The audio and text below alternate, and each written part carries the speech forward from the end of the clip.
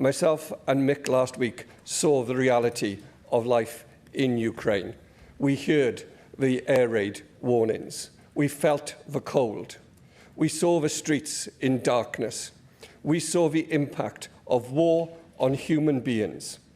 The nation of sanctuary is a mark of our civilization. It is a mark of who we are as a nation and as a country. It tells everybody that the people of Wales will always support those fleeing war.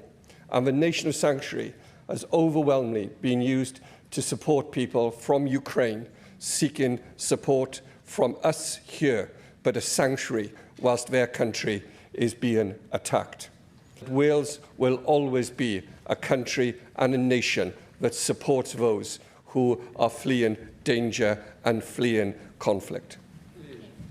Diolch yn fawr, Alan, you're quite right. I'm very proud of the fact that this country has welcomed people from Ukraine in their hour of need.